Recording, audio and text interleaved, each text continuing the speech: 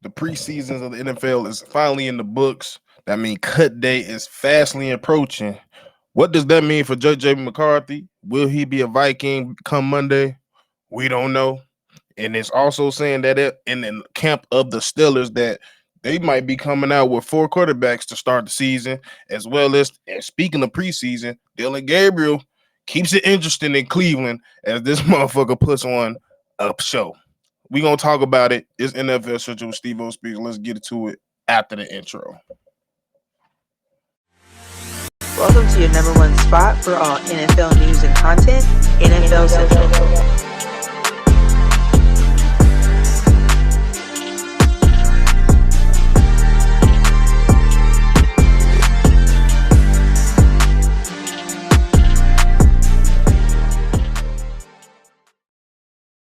Thank y'all for tuning in for another episode of NFL Central with one of your hosts here, Steve O Speaks, back with another episode. Make sure you like, comment, subscribe. Thank y'all for helping us to reach 1K, but we still growing. Roll to 2K. Let's get it. Now, let's start. Y'all see the thumbnail. Y'all heard the topics in the intro. Let's get straight into it with, I would say, the biggest topic of the day with, will JJ McCarthy be a Viking? Now, we already know as of last week, he lost the starting job to Kyler Murray, which we all pretty much expected once the signing went down. Hell, when the rumors went down saying that they was interested to go get a Kyler Murray, we knew what that was leaning towards. And he came out and said his thoughts, like he wasn't happy with it, but he was still gonna put his head down, work hard, and show and prove why he was still worthy of being the pick that he was. And quite frankly, up until this point, he still hasn't lived up to that. As Carson Wentz is now listed, and not listed, I should say, but it's rumored to say that up in the practice, they have definitely split reps over the past few weeks with him getting shots with the twos, and it's looking like the Carson Wentz is a leading candidate for the second string quarterback position. And this is where the problem starts and lies. Now, we all know in Kevin McConnell's system and with the Vikings system, and quite frankly, a lot of people around the league has the same thought process. Most people don't go into the seasons with three or more of quarterbacks, and especially with Kevin McConnell, he usually goes with two. So, with that being said, with it looking like, of course, Kyler Murray being the starting quarterback, and then you have somebody with the experience and knowledge that, especially with another year under the belt of Kevin McConnell. Sorry, it's a lot of McConnells in this motherfucker. But with him having a year with him under his belt, especially with the years he's done with Philly and other teams, and even that little stint he did have, he had some good games, but he vastly got hurt. Carson Wentz is the leading candidate to be the second in command when it comes to the QB position. And where does that lie for JJ McCarthy when it comes to the Vikings and the entire organization? Now, people are saying that they might just cut him, eat the remainder of his salary through 2027, and just deal with the consequences of that and eat it. But I think that's not the best idea, in my opinion, especially with him being a 10th or 9th pick, whichever pick he was. I think he was the 10th pick.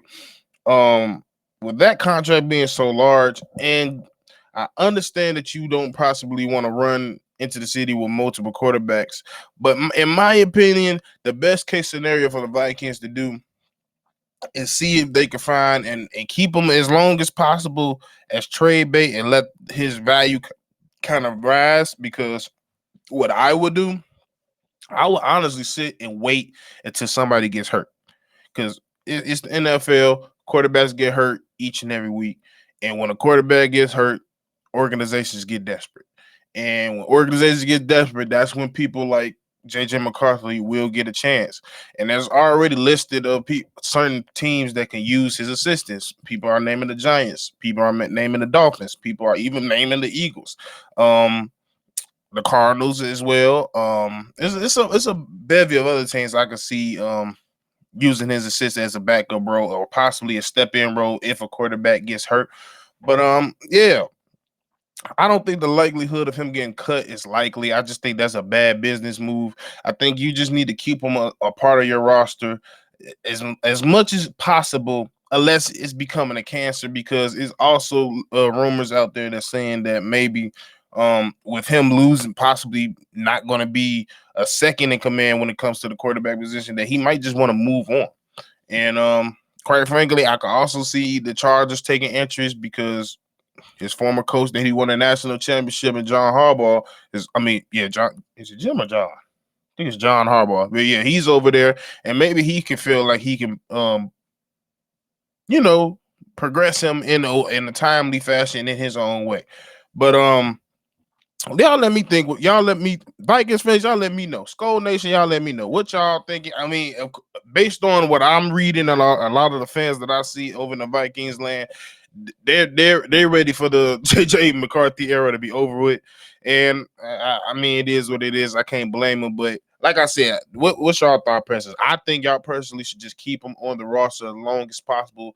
Maybe wait till a quarterback possibly gets hurt. Then you go on there and see if you can make a trade.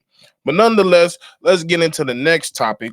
As in, according to Mike McCarthy, of the head coach of the Pittsburgh Steelers, he's gone out and said that there's the likelihood of them come rolling out with 4 quarterbacks in week 1 for the Steelers is going to happen. Pretty much, it's a real possibility. And I think a lot of people are questioning why. And even when it first came out and I first saw the headlines of that, I was like, why are you trying to keep a lot of people? That's quite a bit of people to keep, especially at the quarterback position. You got Aaron, you got Drew Aller as well, you got Will Howard as well. So you would think, like, I don't necessarily understand what's the purpose of doing that, but I put it this way. With the uncertainty that they was already getting from Aaron Rodgers, as long as it took for him to finally make his decision to even to consider to come back to the Steelers, I think they're just sitting there saying, like, bro, we get it that it's your final year. You announced that this is going to be your final year. You're retiring after this year. That don't mean nothing. At the end of the day, if your product on the field is not matching what our expectations for us and this team, they're going to move on. I honestly do think Mike McCarthy would do that. Why? The defense is not getting no older. They're already now defense. They got weapons. They got wide receivers. You got DK Metcalf sitting here taking letting them restructure his contract to put some more money on the books. So they're in a win now situation right now. Main reason why they was so gung-ho of bringing you back. So in my personal opinion, I think this is a clear warning to Aaron Rodgers to always have his A game for the remainder of the season, regardless if this is your final hoorah or not. Because it's people behind you that's willing and ready. Mason Rudolph, plenty experience, done it before. Drew Aller, hungry. Ricky, hungry. He ready. He showed that he in his, based on what I've seen so far, that if you put him in there and you let him grow, you let him progress, he can make some things shake. He possibly could be ready. Will Howard making a strong case that he ain't going nowhere either. So you got 3 quarterbacks on your neck, sitting there drooling, waiting for your old ass to make a mistake. I think that's exactly the message that they're sending out to Aaron Rodgers. That was a straight jab and message to Aaron Rodgers. Yeah, we're keeping all 4 quarterbacks. Just because you're Aaron Rodgers, just because you're the great Aaron and all that you did last year in the past, don't mean a damn thing. The bottom line for the Steelers is winning. And they've been coming up short for years. Main reason why they just fired their coach. And now Mike McCarthy's at the helm. But they ain't playing with him. They're not playing. They're dead serious. I mean, I think Will Howard is a little bit banged up right now. So I wonder, is that going to possibly play a role if they do decide to roll out 4? But as of right now, it seems like they're going to roll out 4 quarterbacks as of week 1. And like I said, at first I questioned it, but when you really sit down and think about it, you got a 40-year-old quarterback that's on his last year. But regardless of that, you're still in a chance where if you get hot and you play some of the best football that y'all are, Coach White, you can put yourself in a position and put yourself possibly as a contender. That's why I think the whole nation, the whole Steelers nation and the whole organization thinks about their self. So they're gonna go out here and keep all their quarterbacks just in case one of them, and it means for everybody. I don't know. I don't necessarily know who's 1, 2, 3, or 4, but whoever is next, I'm pretty sure it probably, if I had to guess, is between 2 and 3. It's between Mason and Drew Aller. If I had to guess, I think Mason Rudolph probably be the second QB because he's just been doing it for the longest. And you want somebody with experience, not a rookie with the headset on. So and doing scout. So yeah, I think Mason would be 2, Drew would be 3, and 3 and 4 will be 4, so they could just sit back and learn, which I think is a good thing. But yeah, it's still a clear shot that we got quarterbacks that's able-bodied, can do exactly what they want to do. They've shown that they can do exactly what we want them to do. So if Aaron Rodgers want to come out here and not perform, we got some people that can replace you. Yeah, that is what it is. Steelers fans, as everybody else in the comments, make sure you drop your thoughts. What do you think? Do you think bringing in 4 quarterbacks for the Steelers is crazy? Do you think it's a good idea? Do you think it was a warning shot to Aaron Rodgers? Let me know your thoughts. Drop them down below. But let's get into the last topic of today, which I did not expect to talk about at all. Y'all know I don't have too much love for this man right here, but I got to give credit where credit is due, regardless if it's the last preseason game. He went out there and did his thing. Dillon Gabriel went out there and had one of the best performances as a pro yet. He went out there against the Patriots, the former Super Bowl champions, went up against their bench, destroyed them, had 3 touchdowns in the first half, went 12 of 15, 186 yards, and threw for 12 yards per pass, which is crazy to say. See, a lot of nice things coming from Dillon Gabriel. It's just funny to me. It's like with everything going on in Cleveland right now, it's just like a fucking a weird spirit over there. It's just a clownish spirit. Just everything just weird happening.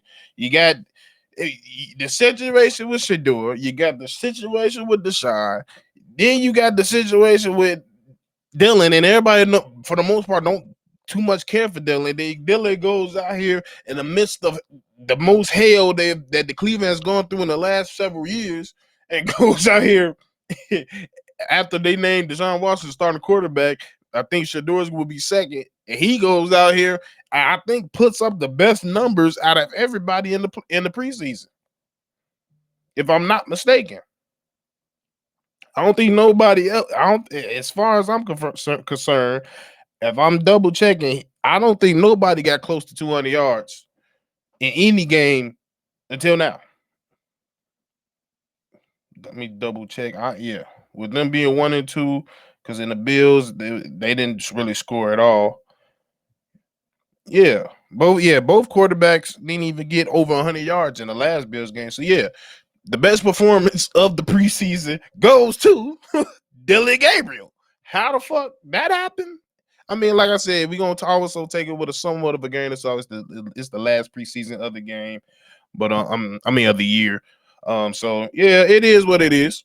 I'm just showing y'all that I ain't too biased. And I ain't too bogus. I give people the credit that is due, even if I don't too much care for them. But y'all drop y'all comments down below. Like I said, Cleveland, I'm so sorry. Like it's a weird situation going over there. I mean, quite frankly, y'all used to it because y'all just been that organization that's been a dumpster fire since its inception. But my only thing with y'all is like y'all definitely, honestly, have a pretty good team. Y'all have pieces all around. Y'all have pieces on offense. Y'all got pieces on defense. If y'all could just get this quarterback situation under control, I think you would be out the dark ages. I really do. Because and I'm almost just as frustrated for y'all as y'all, because it's just y'all honestly really have a good team, in my opinion. I won't consider y'all a contender, but I will consider y'all Y'all not a team where we just look on the schedule and just like, oh, we playing the Browns. No, you got to respect them. You got to go in there and play your game, because if you don't, they will beat your ass. But that's the episode. Make sure you like, comment, subscribe, drop your comments. Do you think 4 quarterbacks for Steelers is crazy? Do you think JJ McCarthy would be traded or cut? Do you think he would stay?